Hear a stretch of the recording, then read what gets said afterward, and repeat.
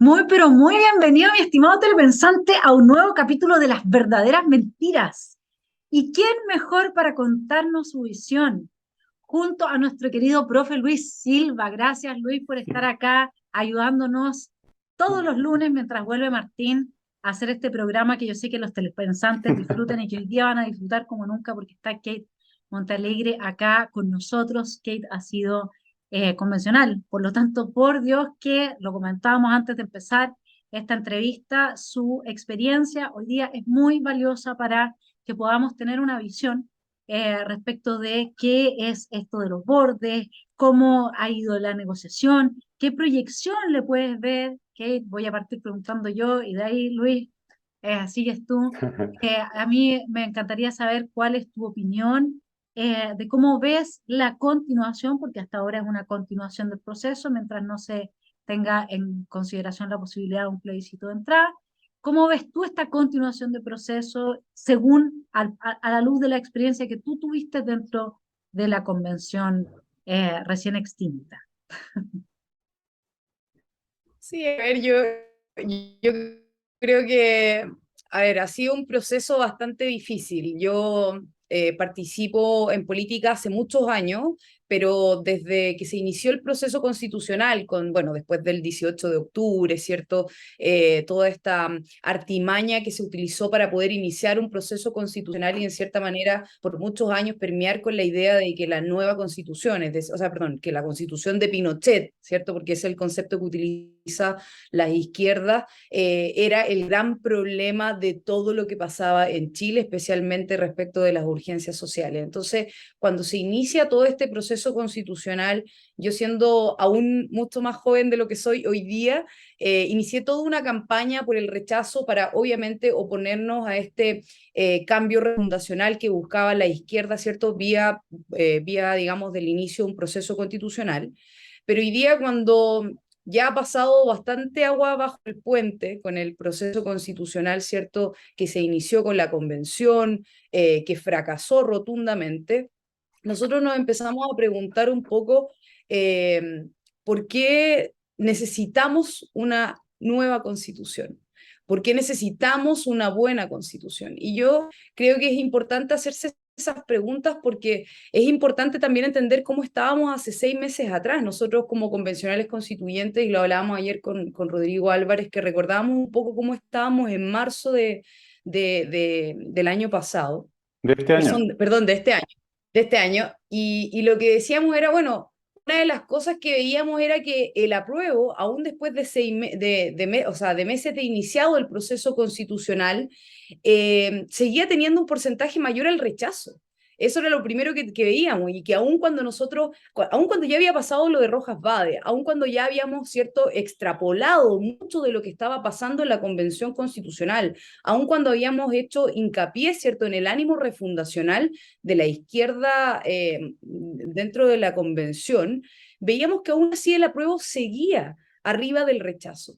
Y las tres cosas que decidimos, me acuerdo, en ese tiempo fue, primero, no transar en ninguno de nuestros principios y defender cada una de nuestras ideas en todas las comisiones y en cada uno de los espacios.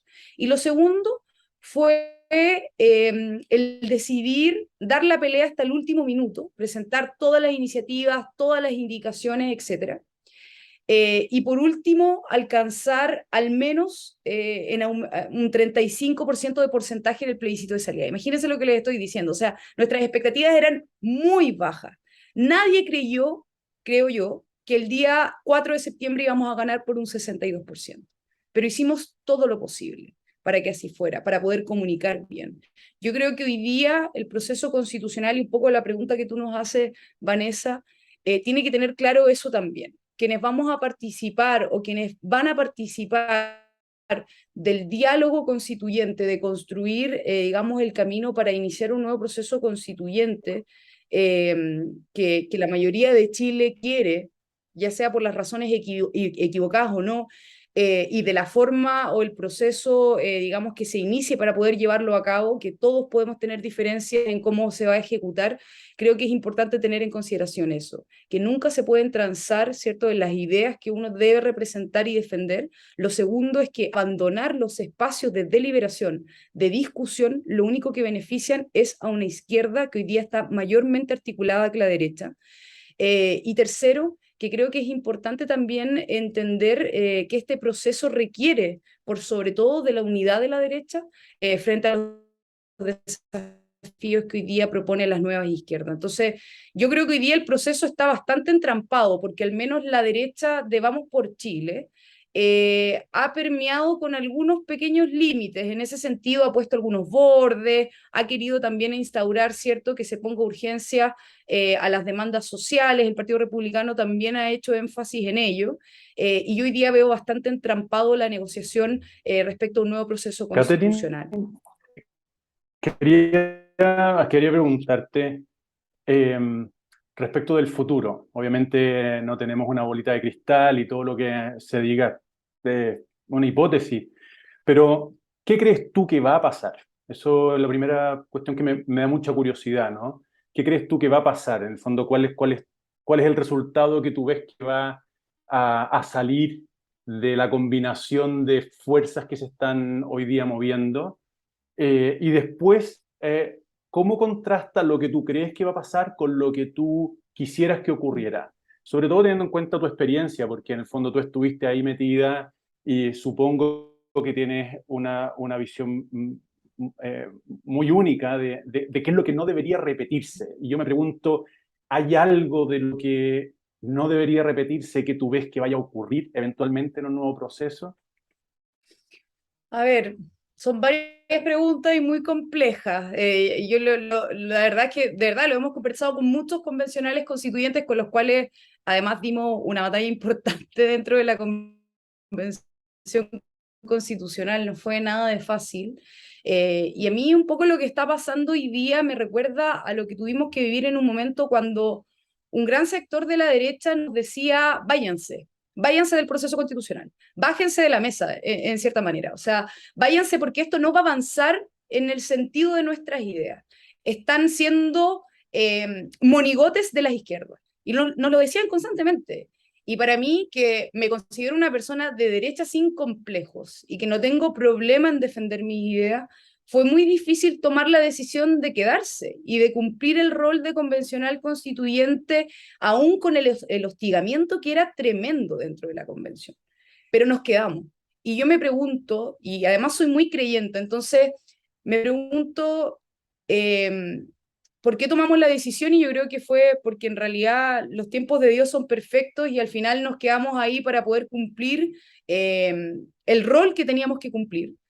Y me pregunto qué hubiera pasado si no hubiéramos ido. ¿Hubiéramos podido comunicar realmente todo lo que pasaba dentro de la convención? ¿Hubiéramos podido digamos, transmitir cada una de las intenciones de las izquierdas? Yo creo que no. Y creo que el resultado final del 62% no hubiera sido el mismo. Entonces, de cara a lo que viene, yo creo que lo que va a pasar es que, en cierta manera, mientras la derecha más se vaya empoderando del rol de articulador del nuevo proceso, porque la derecha no, a ver, la derecha no fue la única ganadora del 62%, pero sí ganó y tiene el deber y el derecho de liderar los cambios que vienen para Chile. ¿Por qué? Porque el 4 de septiembre Chile le dijo que no a las ideas de izquierda, le dijo que no a la refundación, le dijo que no al estatismo, le dijo que no al ideologismo, ¿cierto? A este movimiento identitario que tratan de utilizar, ¿cierto?, para permear obviamente con sus procesos neomarxistas. Entonces, Chile le dijo que no a todo eso. Entonces, si la derecha no ocupa su rol y no empieza a golpear la mesa con ciertos límites o bordes, creo que no se va a poder, por lo menos, construir ese proceso constitucional que Chile merece. Y es lo que está haciendo, al menos yo, por lo que veo, en estos últimos intentos de poner bordes, de poder discutir quién va a ser el custodio de estos bordes, porque el gran problema del proceso constitucional no fue que no existieran bordes, existían, pero quien tenía que custodiar esos bordes no ejerció su rol en principio, pero tampoco las herramientas o los mecanismos para poder llegar, ¿cierto?, a la Corte Suprema, que era la gran custodia de este proceso, eran tan fáciles. O sea, teníamos que lograr un quórum, tenían que solo relacionarse con temas de fondo, etcétera, pero no había tanta facilidad para que esto se pudiera producir. Entonces, dos cosas solo para terminar.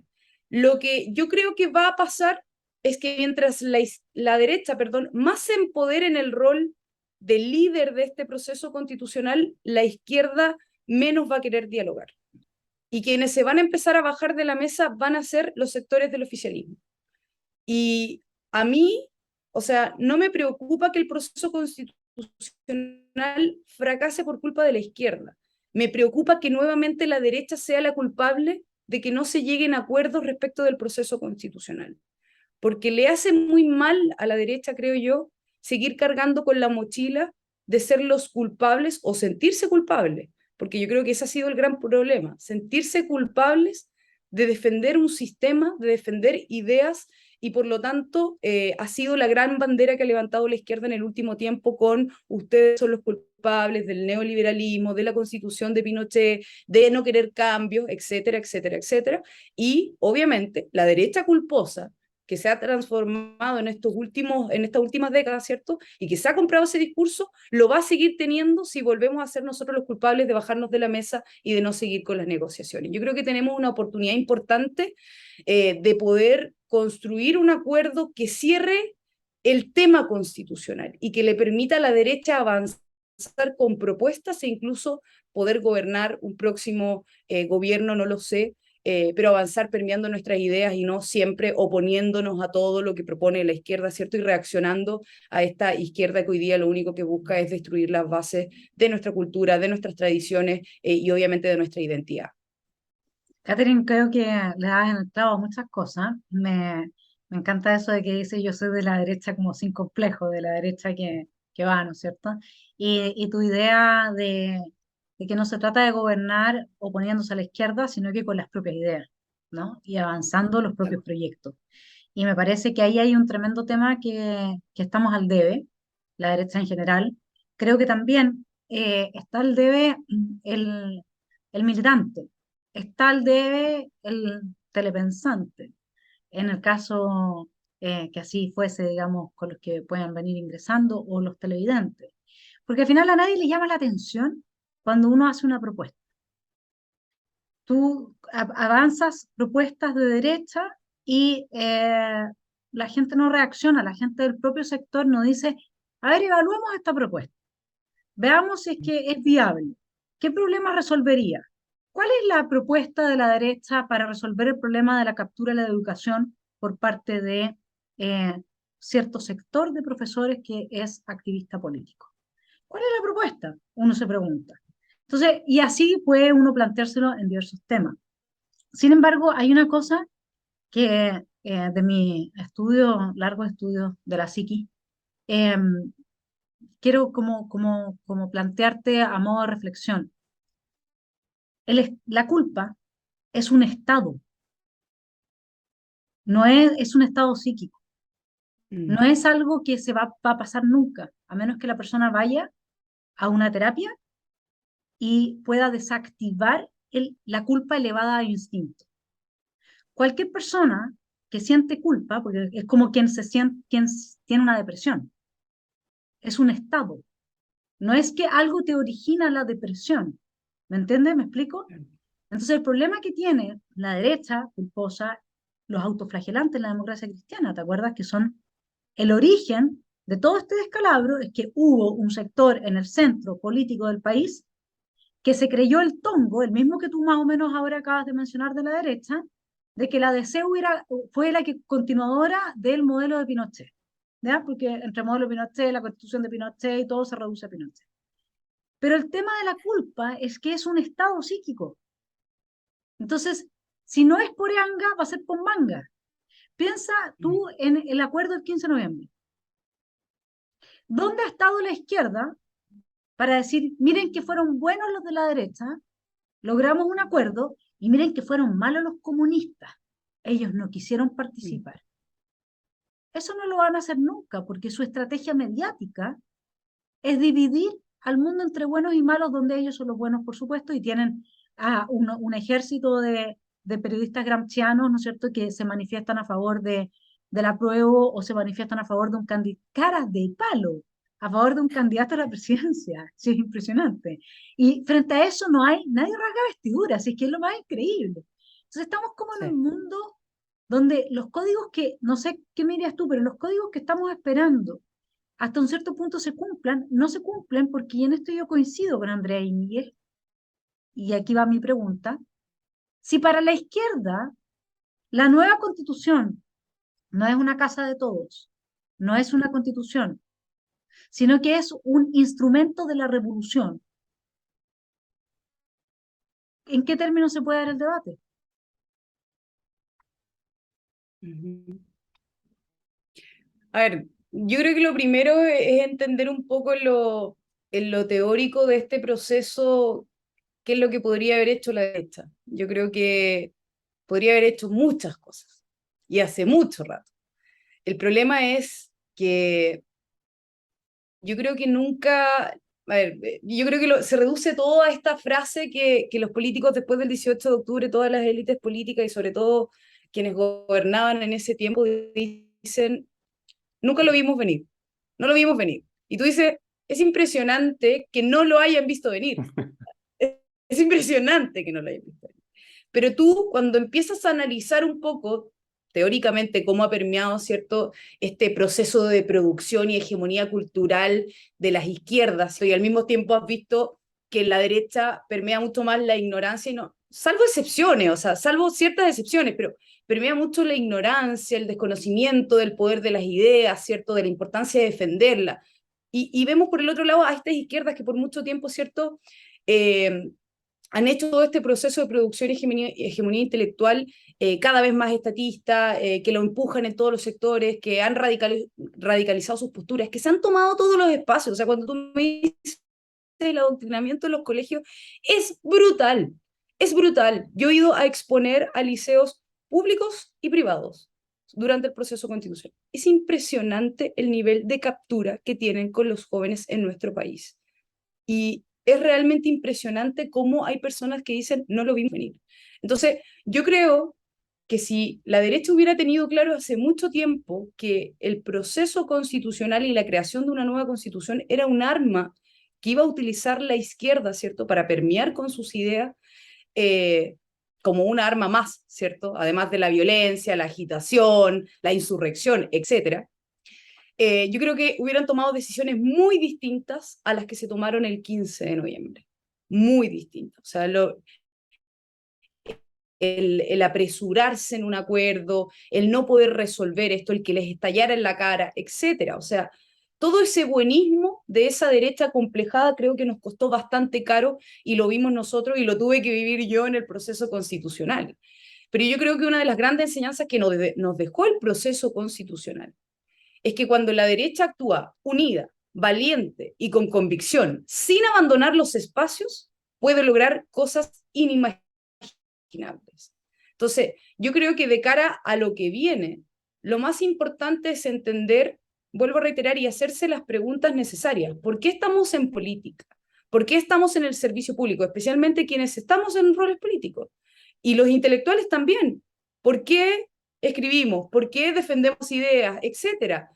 ¿Y cuál es ese rol para lo que viene en el futuro? Yo creo que hoy día se inicia este proceso, o sea, perdón, se continúa con este proceso constitucional, primero porque ya se ha permeado en las mentes de los chilenos que se debe continuar con un proceso constitucional. O sea, yo la verdad es que me encantaría que el proceso constitucional hubiera cerrado el 4 de septiembre, pero me da miedo y temor que nos vuelva a estallar en la cara con un proceso insurreccional en curso que no ha parado, que se ha mimetizado y que se ha escondido y que tiene una máscara y que puede incluso estar muy silenciado por momentos, pero que sigue en curso y que va a intentar, sobre todo, explotar momentos donde sea la derecha la que gobierne y nos van a hacer imposible gobernar. Entonces creo que la única puerta abierta para seguir o continuar con un proceso constitucional es que realmente cierre la crisis institucional y política que hoy día tenemos. Es la única posibilidad. O sea, hay que dejar de decirle a la ciudadanía que el nuevo proceso constitucional, por ejemplo, va a solucionar las urgencias sociales. Eso es mentirle a la ciudadanía. La Constitución no fue una solución a las urgencias sociales ni 3 años atrás ni hoy día. No lo va a hacer nunca, porque las constituciones lo que buscan, o su finalidad, ¿cierto?, mayor es poder limitar el poder y al mismo tiempo construir un escudo de derechos y libertades que se reconocen por lo mismo, para limitar el poder de los gobernantes, dar estabilidad, dar certidumbre, pero nunca como una varita mágica o como una carta del viejito pascuero, ¿cierto?, como se ha tratado de vender. Entonces, cuando nosotros ya vemos cuál es la finalidad y por qué podríamos entender que se continúe con el proceso constitucional, porque somos democráticos, porque queremos buscar la mejor alternativa para alivianar o por lo menos cerrar o zanjar la crisis política institucional que existe. La gran pregunta es, ¿cómo lo vamos a hacer? ¿Cómo se va a continuar con este proceso? ¿Cómo se logra, cierto, que existan bordes, que se garantice la institucionalidad, la estabilidad, etcétera? Y al mismo tiempo, ¿cómo permites que la derecha siga estando representada en ese proceso que vaya a continuar? Porque a mí también me da mucho temor, y lo digo con mucha responsabilidad, que la derecha, ¿cierto?, que se niega una convención constitucional, que en realidad yo creo que más que la derecha hay muchos sectores que se niegan a que se inicie una nueva convención constitucional. Yo creo que nadie en su sano juicio quisiera una nueva convención y sobre todo con los mismos elementos que vimos en la convención anterior. Pero me preocupa que nos pase un poco lo mismo que nos pasó en el proceso anterior, que por oponernos, ¿cierto?, o por en cierta manera estar por el rechazo de entrada, quedamos totalmente o casi totalmente inhabilitados para poder participar del diálogo, ¿cierto?, de la Convención Constitucional. O sea, fuimos muy pocos los representantes.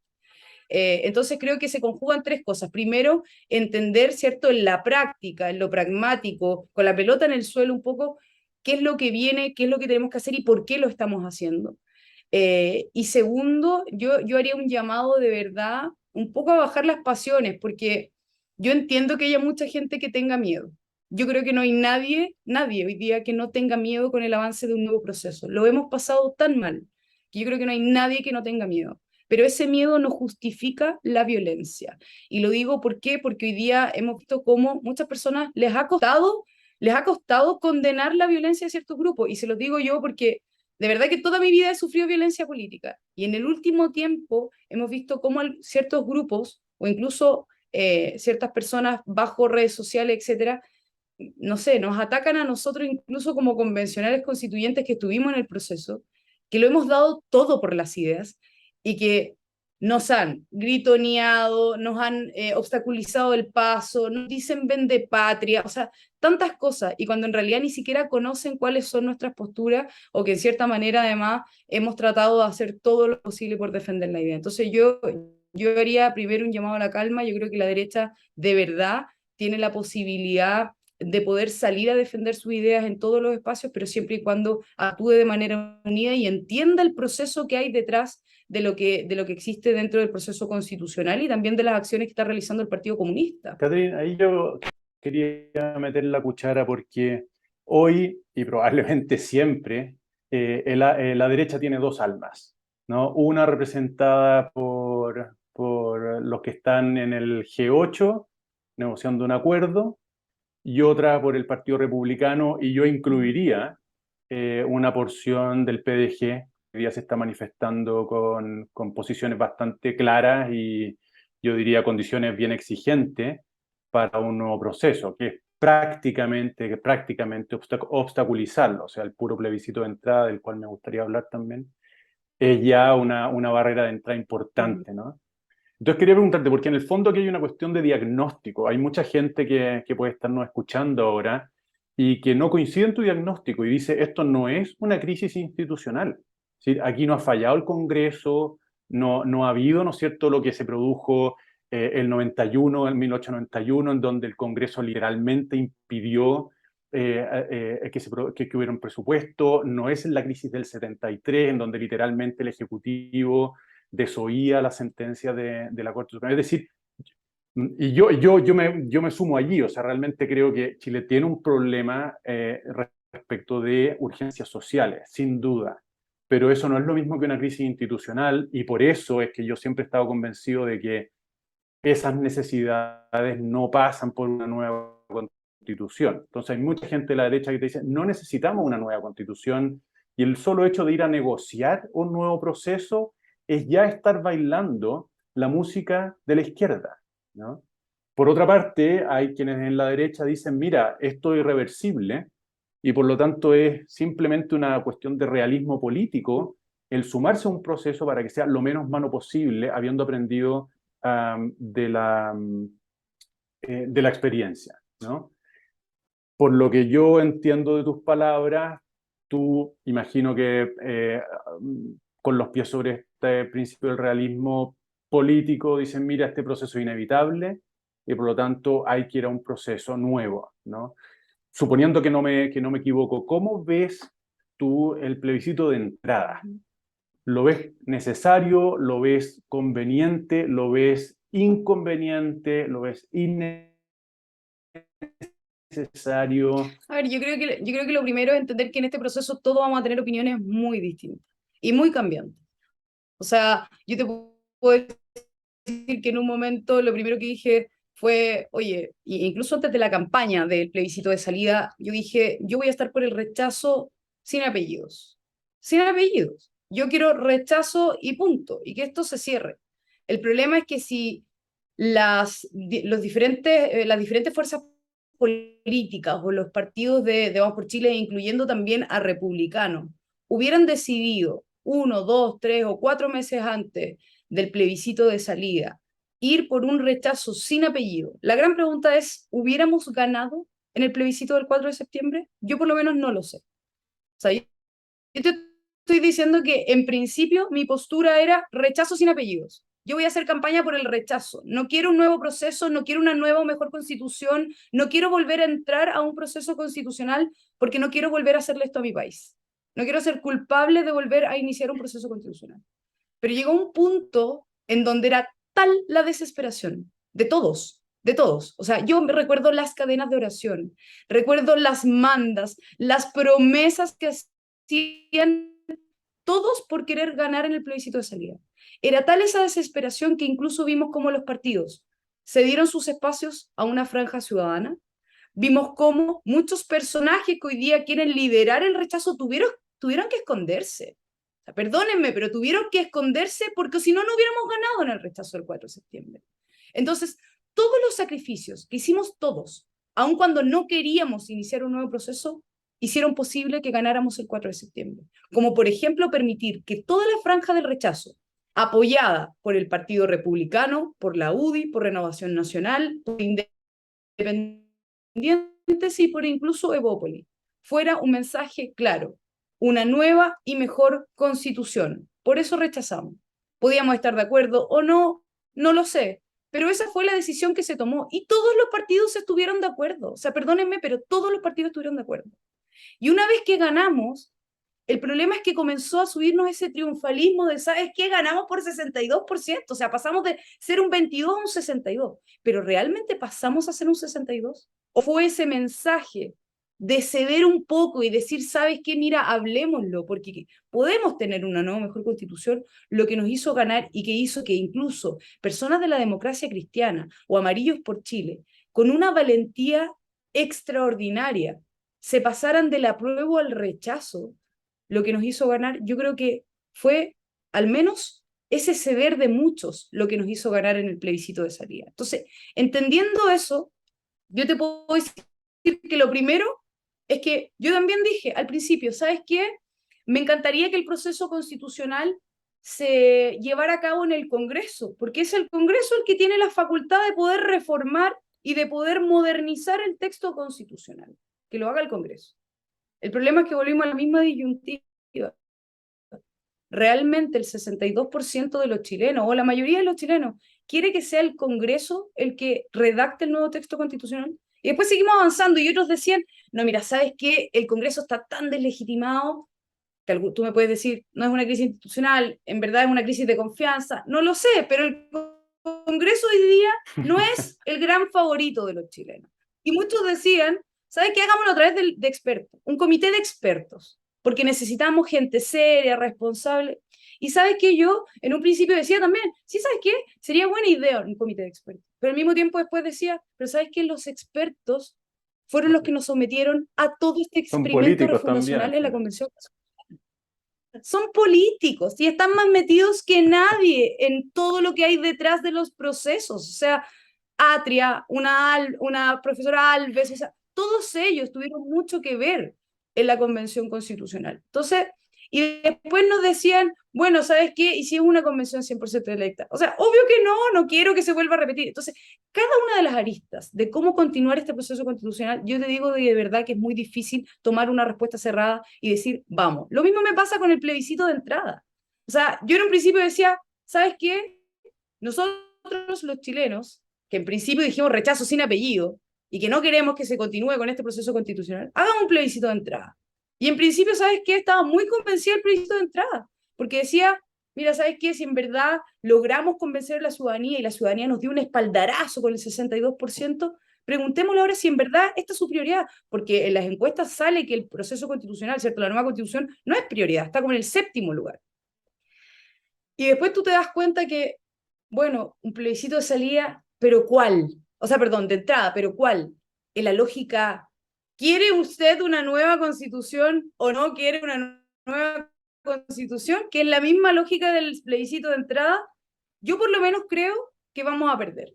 Y vamos a perder porque existe mucha gente de esta denominada centro derecha que sí quiere una nueva constitución, porque se acompleja con la constitución de Pinochet, porque se acompleja con su idea, porque cree que sí es necesario una salida alternativa y que por lo menos dejemos de cargar a cuestas la constitución de Pinochet y construir una constitución que al menos sea, no sé, un boleto para dejar de tener este complejo y que nos sigan sacando, ¿cierto? Cada vez que queramos presentar algo o cada vez que queramos discutir un tema, el tema de la constitución del 80. Entonces, si por qué perdimos en el plebiscito de entrada, no fue por solo la izquierda, no fue porque Chile sea de izquierda, no, porque los ciudadanos chilenos por muchos años les permearon esta cuestión de que debía existir una nueva constitución y que era indigno tener una constitución que haya nacido en el gobierno militar. Entonces, bueno, y uno se pregunta de nuevo, ¿qué postura van a tomar los partidos en el plebiscito de entrada? Bueno, probablemente vamos a tener a un partido republicano, ¿cierto? Y a un PDG, no lo sabemos, pero probablemente lo vamos a tener por el rechazo.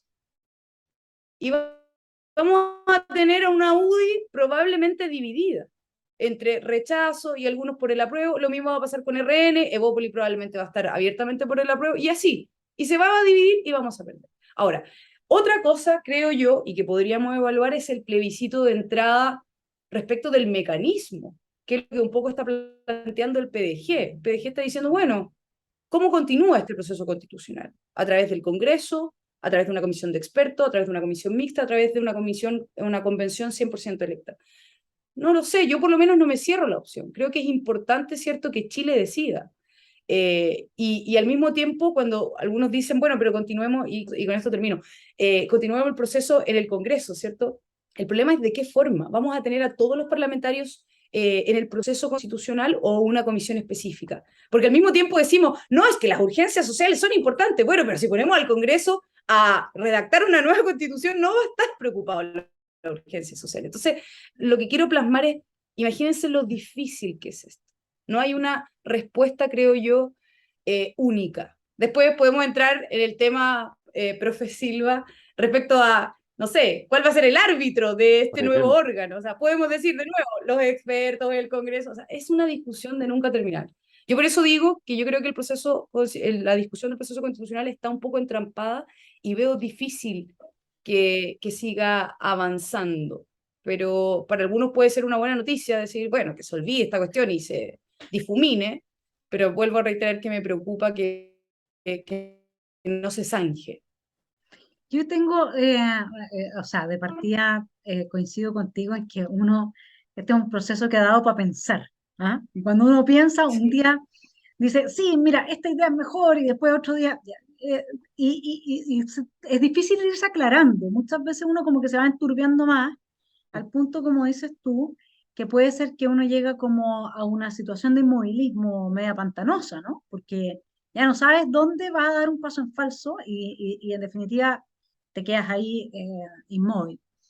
Hay algunas cosas que quizás a ciertas no conclusiones concluyentes, ¿ya? Pero más o menos algunas cosas que he podido ir analizando y que me han dado, al menos a mí, una ruta intuitiva, porque tampoco es algo estructurado, racional y así como fijo, pero hasta un cierto punto. Lo primero que me ha llamado profundamente la atención, y probablemente Luis acá también puede aportar algo, es que los hermanos de armas del Frente Amplio en España han sacado también el tema de la Constitución como asunto a revisar, a pesar de que es una Constitución que se hizo en democracia, plenamente vigente, con una ratificación popular amplia. ¿Mm? Entonces, parece que cuando uno está con gente cara de palo, esa gente cara de palo, el único límite que conoce es el límite del derecho. Y el derecho por sí mismo no tiene fuerza si es que no va amparado por la coerción. ¿Ya? Yo, a diferencia de Luis, sí creo que aquí hay una crisis institucional grave, pero no porque esté conectada con las demandas de la gente. Efectivamente, Luis en eso tiene razón. La petición de los derechos sociales, y tú también, Kate, no se resuelve con una nueva constitución. La petición de mejor salud, mejor educación, etc. Llamémoslo así porque los derechos sociales también son un concepto que nos han instalado desde el lenguaje predominante de la extrema izquierda. Eh, el tema es que nosotros tuvimos un semiparlamentarismo de facto y los parlamentarios no pagaron ni un precio por haber violado la Constitución en reiteradas oportunidades al aprobar los retiros de los fondos de pensiones. Entonces, no, lo que nosotros tenemos es una crisis institucional no porque la Constitución esté mala, por decirlo así, no porque la Constitución no sea funcional, sino que porque al parecer violar la Constitución en Chile no implica absolutamente ningún costo, no tiene ni una consecuencia. Y eso es lo primero que nosotros tendríamos que tener en el diagnóstico de la crisis institucional para salir de la crisis. Es que sea a través de un proceso de reforma o sea a través de un nuevo proceso, violar la nueva constitución debiese de tener un costo en tanto esta cumpla con las reglas de la democracia liberal. Porque si va a ser un programa de gobierno totalitario, como el que se nos estaba proponiendo en el proyecto pasado, entonces evidentemente que es un sinsentido castigar su violación. Entonces hay una falta de acuerdo de las élites de respetar las reglas del juego. Eso está claro. ¿Y por qué? Porque se empoderó a partir de Bachelet II quienes históricamente han desequilibrado el país, que son el Partido Comunista y sus hijos frente amplistas. ¿Sí? Uno lo ve desde la cuestión social en adelante, siempre ellos desestabilizaron todos los gobiernos en este país, hasta el punto que González Videla llegó a lo que llegó, digamos, ¿no es cierto? Entonces yo creo que ahí hay un tema que uno podría, de alguna manera, en vez de ver los árboles, ver el bosque. Y esto es lo que a mí me ha llevado a la conclusión de que quizás lo sensato sería cerrar el proceso por ahora y ver más adelante. ¿Por qué? Porque nosotros hoy día estamos lidiando, como bien dijiste, Kate, con una subversión, un movimiento subversivo, una especie de revolución celular, molecular, como le llaman, ¿no? Que no es que esté detenida, eso está clarísimo. Va avanzando y está increciendo. Nosotros primero tenemos un problema en que para poderle dar legitimidad a una nueva institucionalidad, necesitamos que el Estado vuelva a detentar el poder coercitivo. Si el Estado no detenta el poder coercitivo y los jóvenes pueden destruir escuelas completas, ir a atacar militares, a los regimientos, atacar a carabineros. Esta es mi pregunta. Así, ampliamente, porque yo me he hecho los mismos cuestionamientos que tú, eso de dejar la bombita de tiempo en el closet y que nos vuelva a reventar en la cara, todo eso, cualquier telepensante lo sabe, yo partí por ahí. Así que, pero soy pensante y por lo tanto me doy la oportunidad de avanzar un poco más allá en mis reflexiones. Y he llegado a esa conclusión. ¿Qué vamos a sacar? Institucionalidad que sea. Imagínate la mejor institucionalidad del mundo. Tuviésemos la constitución perfecta, lo cual no va a hacer de nuestro mundo un mundo perfecto, porque entonces estaremos todos dedicados a escribir constituciones, ¿no es cierto? Para tener el mundo perfecto. Es lógico, ¿no? Imagínate, tuviésemos la constitución perfecta, eso sí. Aladino la hizo, así como lo sueñan algunos idealistas de la izquierda y la centro derecha, que en realidad es centro izquierda. Pero si tú tienes un Estado al cual se le está compitiendo en detentar el poder coercitivo, no sacas nada, porque la Constitución no es más que un conjunto de reglas, que en la medida en que no está amparado por ese poder coercitivo, que es lo que hace que pasemos de ser nación a Estado, ¿no es cierto? Y para eso necesitamos voluntad política que respalde a las Fuerzas Armadas y de orden, no sacamos nada. Con tener la constitución más perfecta del mundo en los próximos 8 meses, porque no va a haber forma de hacerla respetar. Entonces, para a mí, forma de ver las cosas, está mal pelado el chancho. No solo porque tenemos una crisis institucional, pero que es de élite. No una crisis institucional porque la gente leyó la constitución de Pinochet y descubrió la perversión en ella. No, no, no, sí, ese no es el punto. No, porque si la gente, además que hay otra cosa, yo lo publiqué recientemente en un short que hice mostrando a Malamata, para variar mintiendo de forma descarada, frente a Cayetana. Y mostré encuestas CEP 2015, 2016, 2017, 2018, 2019. Nunca superó hasta el 2019, después del proceso de quiebre, nunca superó el 3%, 4%. Nunca en Chile nadie quiso una nueva constitución, y es más, ni siquiera se planteaba la opción nueva, se planteaba reforma, imagínate. Entonces Malamata dice que esta es una demanda del pueblo de Chile de hace tanto tiempo. Mentira, mentira, de aquí a la quebrada del ají, por eso lo pusieron como Pinocho con una nariz larga. Entonces, francamente, yo creo que el problema más grave en este momento está en que cualquier institucionalidad que nosotros diseñemos, en la medida que tenemos un Estado semifallido, ¿no? Y una élite política que no quiere hacerse responsable, porque acá hay un problema de responsabilidad gravísimo, frente a la incumplimiento de las demandas, no sacamos nada con tener la constitución perfecta. Ese es el problema. Ahí, así es como lo veo yo. No sé si ustedes están desde, porque yo no quiero hablar en tu caso, para mí la UDI tiene y la RN también, tiene gente que no responde a lo que yo entiendo por la etiqueta de Chile Vamos, ¿ya? Incluso Evópolis también tiene algunas personas que admiro y que quiero mucho. En términos políticos, ¿me entienden? En términos de estar de acuerdo políticamente. Pero yo no sé si ustedes están viendo que no sacamos nada con introducir esta incertidumbre, o en realidad están evaluando que gente que no cumplió el acuerdo del 15 de noviembre, como el Partido Comunista, que tenía una nutrida agenda que no se cumplió por el coronavirus, pero tenía una nutrida agenda de violencia de todos los días de marzo en adelante. Acordémonos bien de esa nutrida agenda. Ellos no cumplieron el pacto. Y ahora más encima tenemos a nuestros queridos y respetados 3 representantes chilenos, pero negociando con Telier. Tú que sabes de política, Catherine, ¿cómo ves ese escenario? O sea, están viendo que en realidad el problema está en que cada día que pasa el Estado se va desmantelando. Piensa tú la perspectiva de género que ahora quieren introducir en la reforma al Código Penal. Eso Sí. es igualdad sustantiva. Eso es lo que rechazamos, quienes rechazamos parte importante del 62%, y lo están introduciendo igual. Entonces, ¿cómo ves tú ese escenario digamos, en que se está desarmando todo? Yo no sé qué magia podría tener una nueva constitución o terminar el proceso. Y es más, ¿qué pasa si se vuelve a rechazar? Sí, a ver, yo creo que lo primero es entender un poco de qué es lo que ha pasado, digamos, en las derechas en el último tiempo. Yo veo que, y lo digo con mucha responsabilidad, que falta mucha formación en las ideas.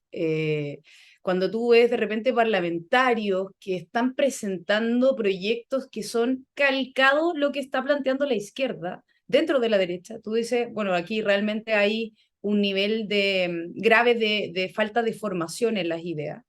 Y al mismo tiempo de una hoja de ruta que te permita entender cuál es el camino, ¿cierto?, que tiene que construir la derecha para los próximos años, para las próximas décadas.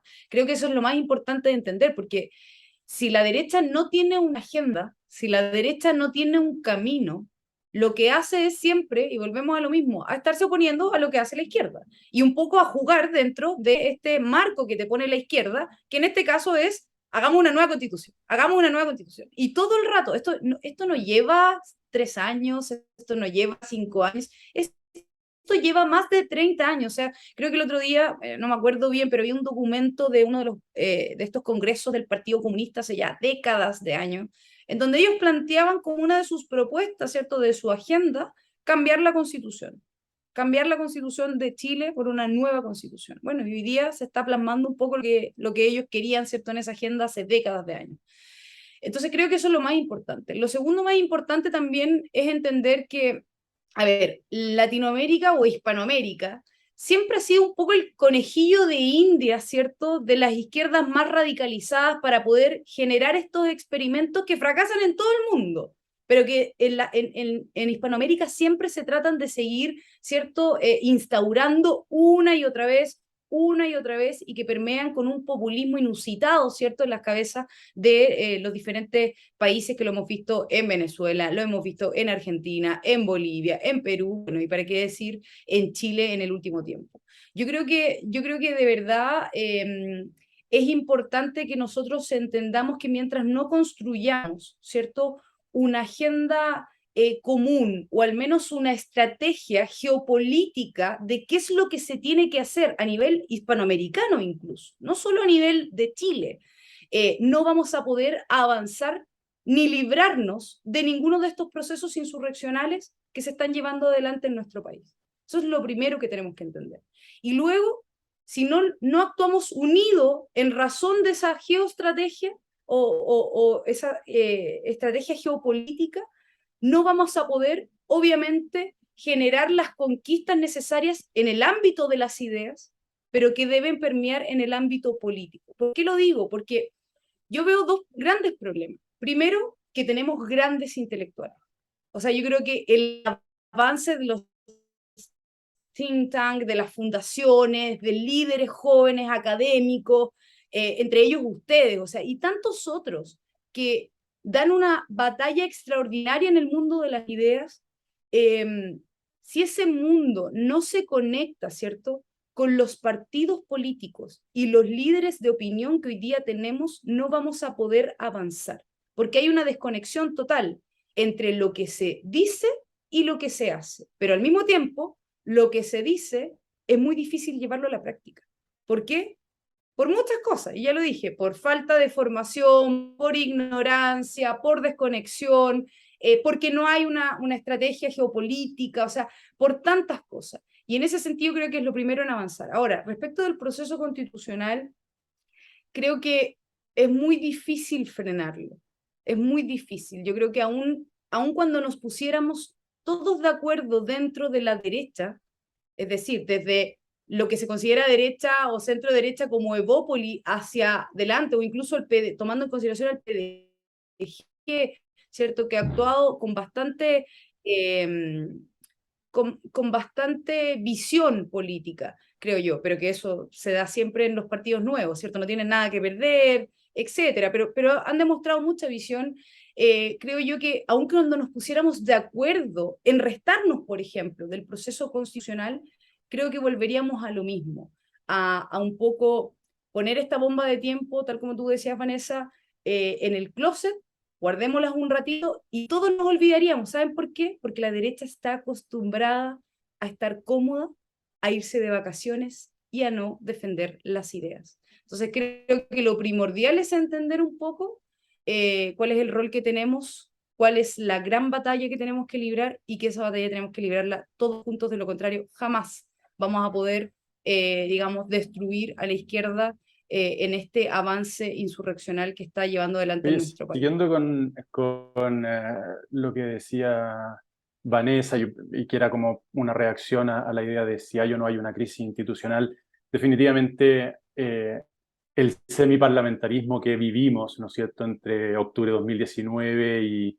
y hoy día prácticamente, ¿no?, en donde se nota menos porque hay menos, el Estado está menos exigido, pero está ahí instalado. En buena medida creo yo que responde o respondió a la habilidad de Piñera, del presidente, para ejercer su autoridad como jefe de Estado, ¿no?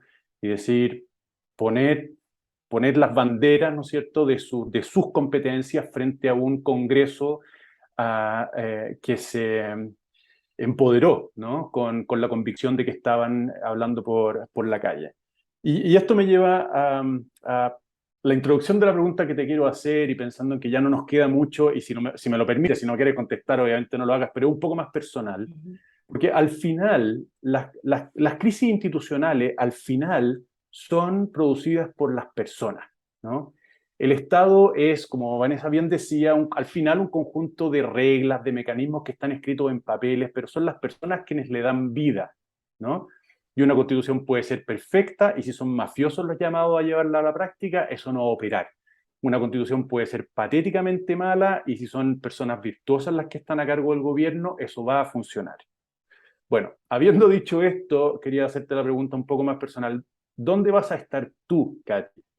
¿Cuál es tu, perdona, Katy, cuál es tu proyección, ¿no? Porque eres un rostro joven, te destacaste en la convención, has hablado un montón de la responsabilidad de la derecha, ¿no es cierto? Y en fin, ¿no? Pensando en las personas, bueno, yo tengo curiosidad, honestamente, y pensando en todos los que nos están escuchando y nos van a escuchar. ¿Dónde vas a estar tú? ¿Cómo te ves tú en este futuro próximo? A ver, yo, bueno, como les contaba un poco, yo llevo 10 años en política, soy joven, tengo 30 años, joven dentro de la política, No, porque joven, como joven que en ahora términos la, absolutos. la juventud se alargó un poco hasta los 35, parece en política. Pero todavía me considero joven y ingresé como a los 20 años a la política partidista, ¿cierto? Antes participaba de la política universitaria, siempre he sido dirigente estudiantil, me gusta mucho formarme, creo que es importante, ¿cierto?, la formación de las ideas, pero también cómo podemos hacer de ello un testimonio de vida. Y en ese sentido, yo elegí mi casa política como la Unión Demócrata Independiente, uno por su historia, dos por los principios que defiende, y bueno, uno puede de repente tener posiciones distintas dentro de los mismos partidos, etcétera, y no ha sido una excepción en mi caso.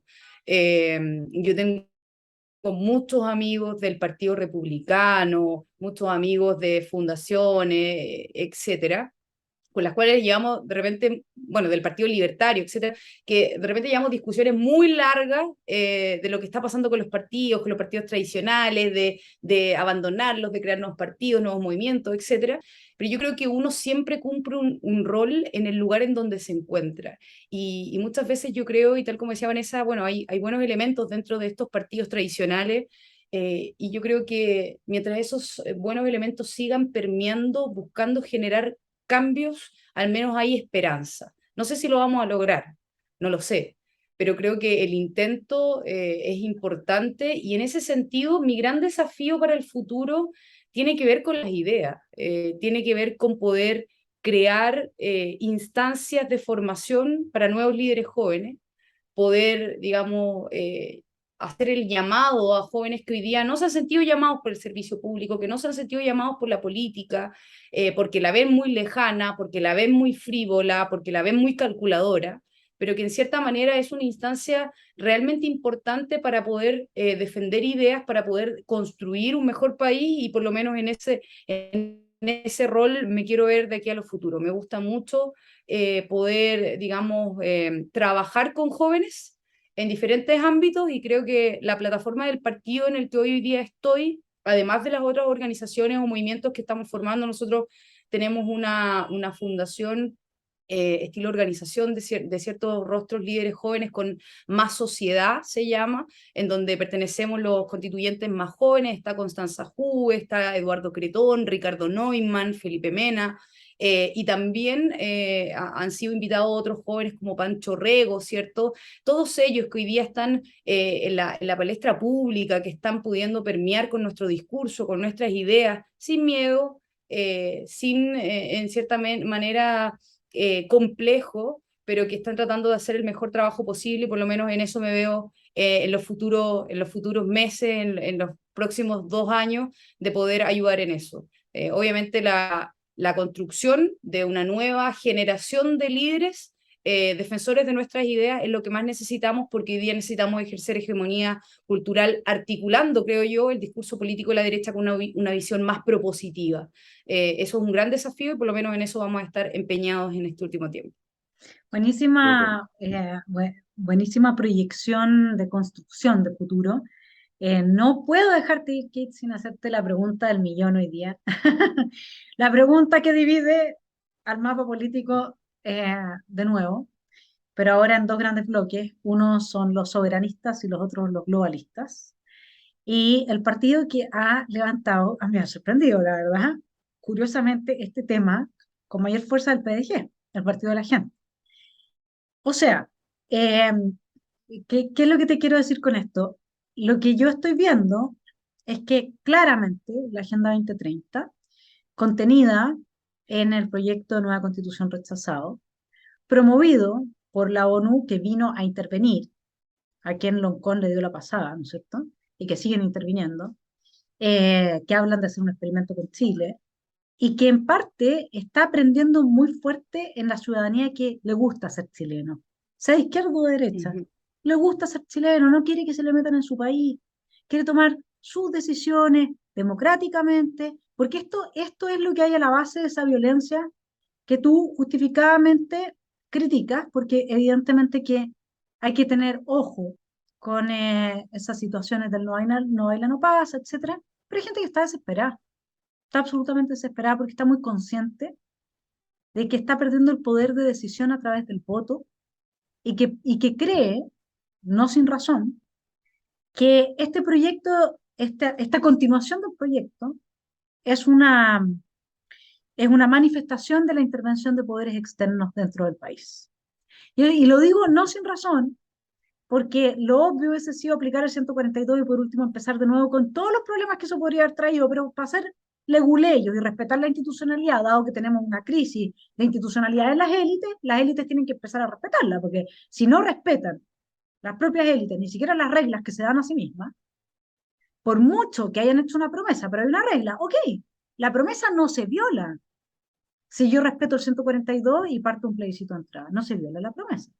Ahí yo estoy diciendo a la gente, bueno, hagamos una buena y nueva constitución. E incluso habrían ciertas cosas que podrían plebiscitarse al mismo tiempo. ¿Por qué tenerle miedo a plebiscitar? ¿Usted quiere perspectiva de género en la justicia? ¿Usted quiere? Abramos algunos temas de fondo antes de que nos digan que ese es el desde. ¿Te das cuenta?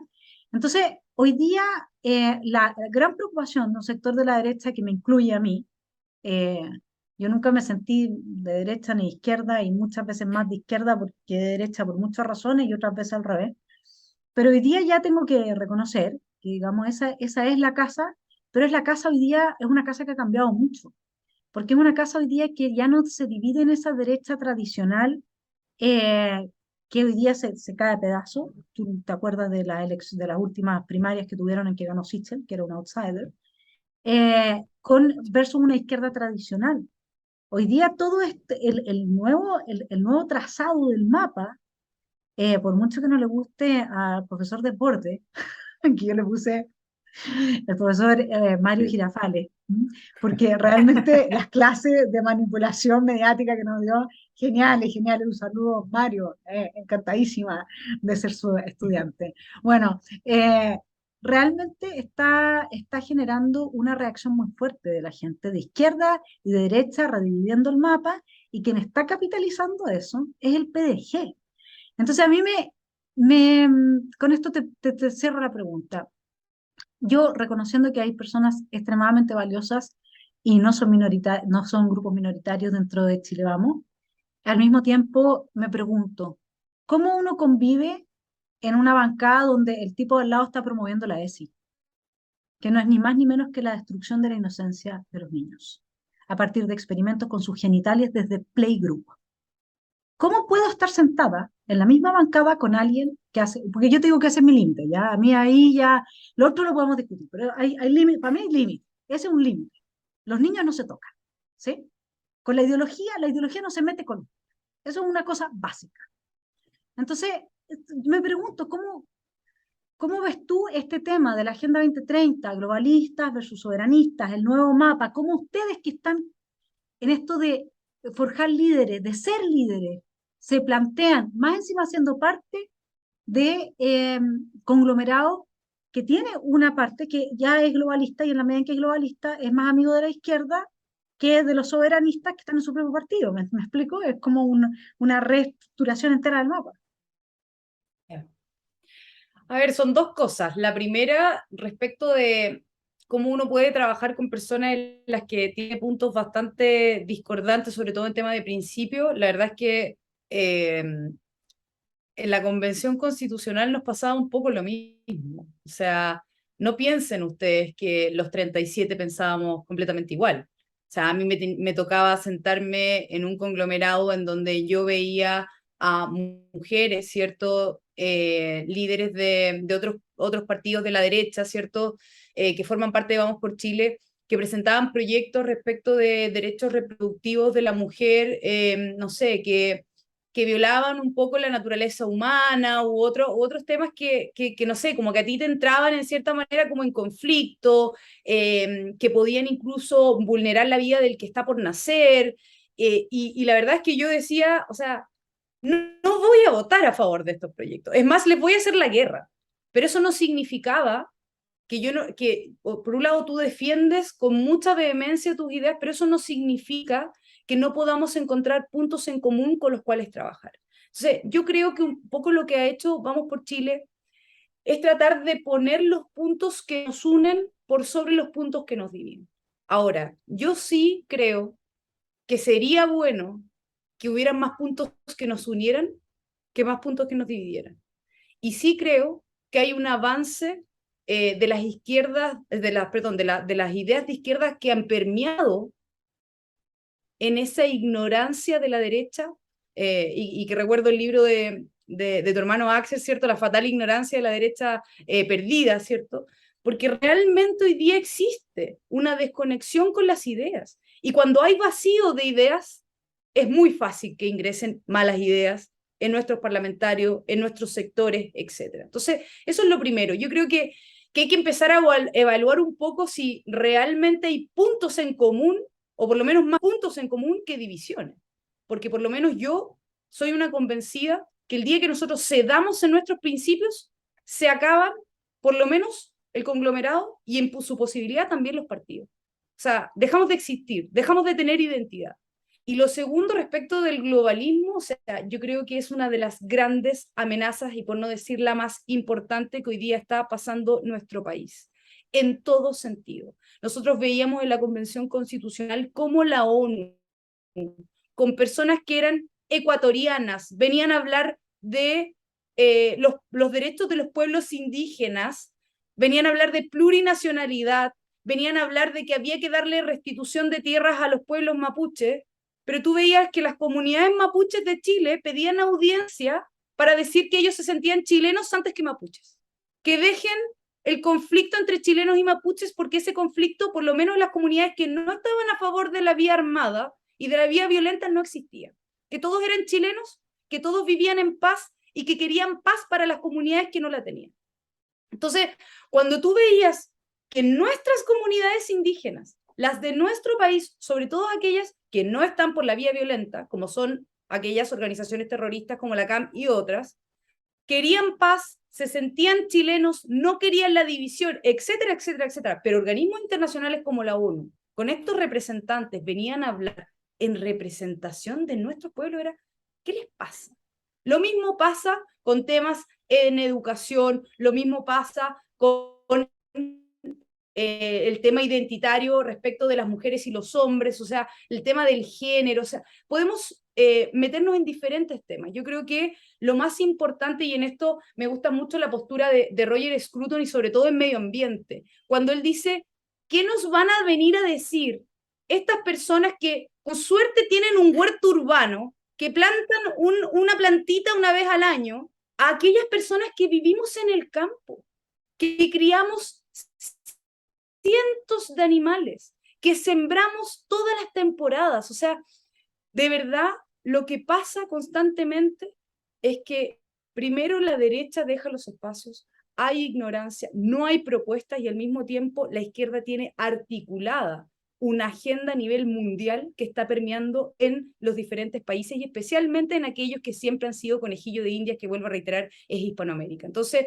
hay que estar muy atentos y entender, sí, que en este tipo de cosas hay que verlo caso a caso. Yo por lo menos en el tema económico sí creo que es importante poder prestar o por lo menos coincidir en relaciones internacionales que nos permitan obviamente entregar mayores posibilidades digamos de desarrollo económico, pero por lo menos en los temas siempre creo que todo debe pasar por una decisión soberana del pueblo chileno antes de entrar, ¿cierto?, en materias que son complejas, sobre todo con temas ideológicos, en temas del aborto, en temas de género, etcétera. Creo que es importante que esas decisiones se tomen primero en el Congreso y por sobre todo tomando en consideración la consecuencia que conlleva entregar parte de nuestra soberanía a estos organismos que lo único que hacen es actuar totalmente desconectado de la realidad chilena y por sobre todo con una desinformación brutal de las costumbres, la idiosincrasia y nuestras tradiciones.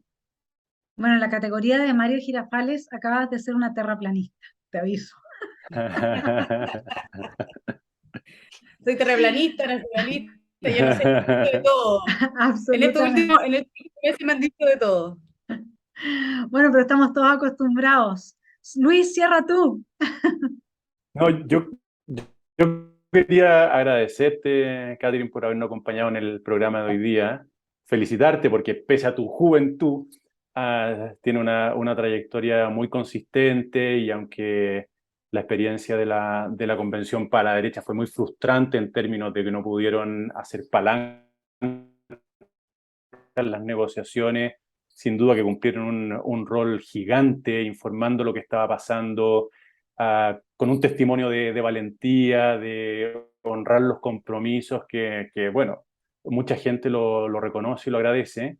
Y desearte larga vida, ¿no? Larga vida en la política, con ese espíritu, con ese coraje, con esos deseos de formar, que obviamente son deseos de formarse uno también. Así que, y desear que, bueno, lamentablemente yo estoy reemplazando a Ay, Martín. un saludo No para es que le Martín. desee mal a Martín. Sí, no es que Martina no es que le Raúl. desee ningún mal en su viaje, pero yo estoy feliz acá y ya como que miro con temor los dos programas que me quedan. Pero bueno, esté yo o esté Martín, dejar aquí, ¿no es cierto? Hecha la invitación para un próximo programa Esfera Pública. Gracias, Luis. Gracias, Kate. Buenísimo, y creo que nos quedamos con muchos temas. Podríamos haber seguido conversando toda la tarde, pero Muy creo que entretenido. ha sido tremendo aporte y me despido, terraplanistas, que tengan una muy buena semana. Un abrazo. Igualmente. Nos Adiós. vemos. Chao.